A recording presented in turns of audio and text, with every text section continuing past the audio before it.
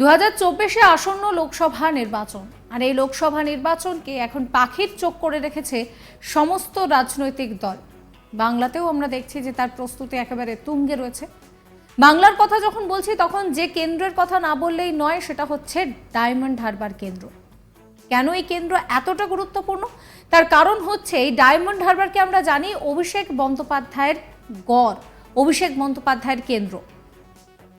আর এই ডায়মন্ড হারবার থেকেই নওশাদ সিদ্দিকী তিনিও লড়াই করতে চেয়েছেন। তবে এবার বিজেপির তরফ থেকে যে জিনিসটা জানানো হয়েছে সেটা শুনলে আপনারাও অবাক হয়ে যাবেন।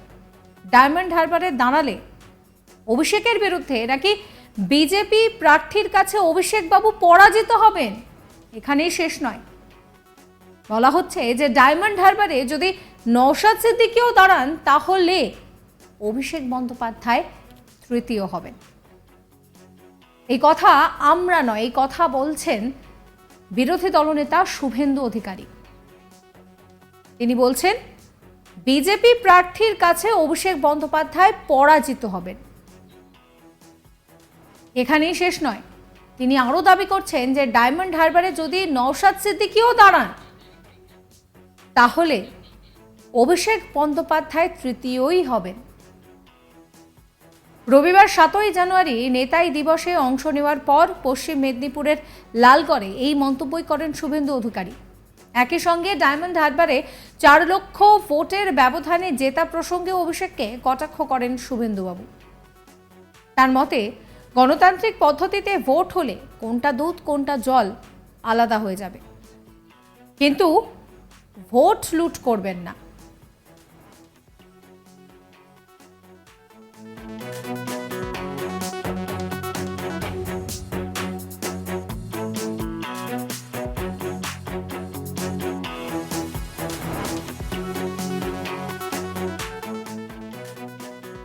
শুভেন্দুবাবু বলছেন যে ডায়মন্ড হারবারে বিজেপির যিনি প্রার্থী হবেন তিনি তাকে অর্থাৎ অভিষেককে হারাবেন। ডায়মন্ড হারবারে যদি আইএসএফ বিধায়ক নওশাদ সিদ্দিকী প্রার্থী হন তাহলে অভিষেক বন্দ্যোপাধ্যায় তৃতীয় স্থানে থাকবেন। ভোট হলে কোনটা দুধ কোনটা জল আলাদা হয়ে যাবে, কিন্তু ভোট লুট করবেন না। কি বলছেন শুভেন্দুবাবু শুনুন। অভিষেক নমিনেশন দিতে পারবেন তো? নমিনেশন দিতে না পারলে আমাকে বলতে আসবেন না। কোথায় নমিনেশন দিতে পারবে? ডায়মন্ড হারবারের ক্ষেত্রে বলেছেন। ডায়মন্ড হারবারের ক্ষেত্রে আরে ছাড়েন না। ডায়মন্ড হারবারে 19 সালে ভারতীয় জনতা পার্টির 15 জন মন্ডল প্রেসিডেন্টকে ভোটের দুদিন আগে বাঁকুড়া পুরুলিয়াতে মিথ্যা মামলায় তুলে আটকে দেওয়া হয়েছিল। বাঁকুড়া পুরুলিয়া জেলাতে কি বলছেন কি আপনি? তারপরেও 4.5 লাখ ভোট পেয়েছে বিজেপির ক্যান্ডিডেট। তার গাড়ি ভেঙেছেন। এবারে লড়াই হবে, ওকে ভাবতে হবে না, প্রার্থী তো হবেই, আর ওকে হারাবো। এবং নওশাদ ভাই যদি দাঁড়ায় ও থার্ড হবে, আমি বলে দিলাম। অভিষেক থার্ড হবে, আমাদের সঙ্গে আইএসএফ এর লড়াই হবে। শুধু গণতান্ত্রিক ভাবে ভোটটা করতে দেন, গণতান্ত্রিক ভাবে ভোটটা করতে দেন, লুট করবেন না, তাহলে দুধ আর জল আলাদা হয়ে যাবে। এদিনই পৈলানে নিজের নির্বাচনী এলাকায় বার্ধক্য ভাতা প্রদান অনুষ্ঠানে গিয়ে অভিষেক জানান অনেকেই কটাক্ষ করেছেন বার্ধক্য ভাতা দিতে গেলে ইনকাম ট্যাক্স দিতে হবে। অভিষেক জানান রাজ্য সরকার শীঘ্রই বার্ধক্য ভাতা চালু করবে, আর যদি কোনো কারণে তা দিতে না পারে তাহলে যতদিন আছেন তিনি ততদিন বার্ধক্য ভাতা পেয়ে যাবেন। আর তা নিয়ে ডায়মন্ড হারবারের মানুষকে ভাবতে হবে না। কি বলেছিলেন অভিষেক বন্দ্যোপাধ্যায় শোনাবো।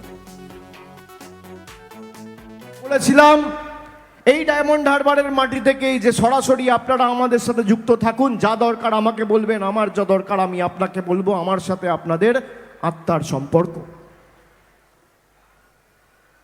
প্রায় 16 লক্ষ মানুষ ইতিমধ্যেই, 16 লক্ষ 1 মাস আগে অবধি ছিল, এখন সংখ্যাটা একটু বাড়লে আমি বলতে পারবো না, 17 লক্ষ হবে। প্রায় 17 লক্ষ মানুষ ইতিমধ্যেই এক ডাকে অভিষেকে যোগাযোগ করে তাদের সমস্যার কথা জানিয়েছে। তার মধ্যে প্রায় 4 লক্ষ লোক রয়েছে ডায়মন্ড হারবারের, আর বাকিরা রয়েছে বাংলার অন্যান্য জেলার, গ্রামের, বিধানসভার, লোকসভার। তারপরে আমরা বললাম উন্নয়নের কথা তো ছেড়ে দিন, যা কথা দিয়েছি কথা রেখেছি।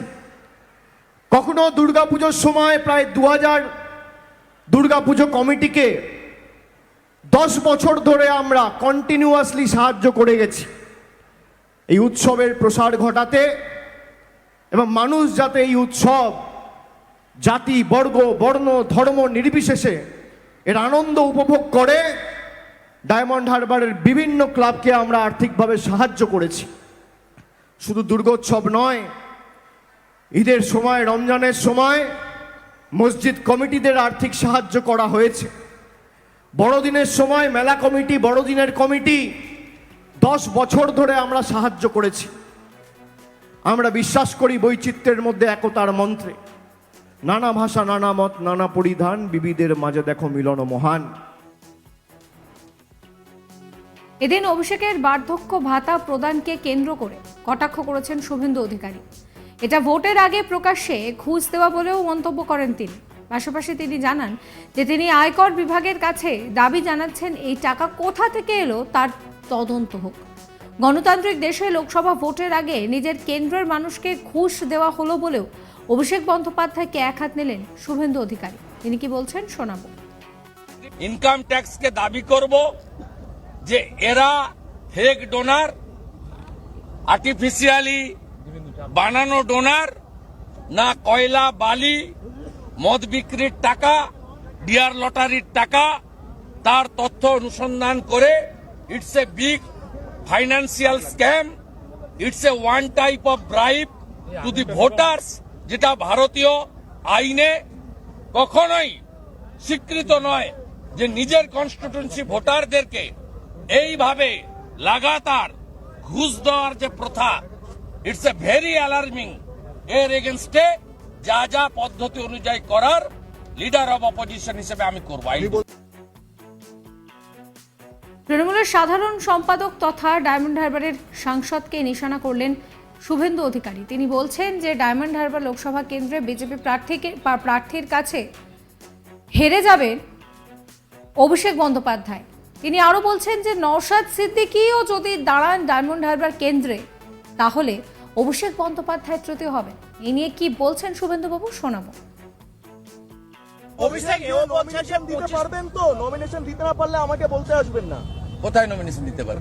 ডায়মন্ড হারবারের ক্ষেত্রে বলেছেন। ডায়মন্ড হারবারের ক্ষেত্রে আরে ছাড়েন না, ডায়মন্ড হারবারে 19 সালে ভারতীয় জনতা পার্টির 15 জন মন্ডল প্রেসিডেন্টকে ভোটের 2 দিন আগে বাঁকুড়া পুরুলিয়াতে মিথ্যা মামলায় তুলে আটকে দেওয়া হয়েছিল। বাঁকুড়া পুরুলিয়া জেলাতে কি বলছেন কি আপনি? তারপরেও 4.5 লাখ ভোট পেয়েছে বিজেপির ক্যান্ডিডেট, তার গাড়ি ভেঙেছেন।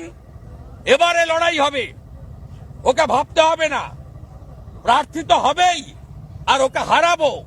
এবং নৌসাদ ভাই যদি দাঁড়ায় ও থার্ড হবে, আমি বলে দিলাম, অভিষেক থার্ড হবে। আমাদের সঙ্গে আইএসএফ এর লড়াই হবে। শুধু গণতান্ত্রিক ভাবে ভোটটা করতে দেন, গণতান্ত্রিক ভাবে ভোটটা করতে দেন, লুট করবেন না, তাহলে দুধ আর জল আলাদা হয়ে যাবে। সমস্ত খবরের আপডেটের জন্য সাবস্ক্রাইব করবেন আজ তাক বাংলার ইউটিউব চ্যানেলকে, ফলো করবেন আজ তাক বাংলার হোয়াটসঅ্যাপ চ্যানেলও।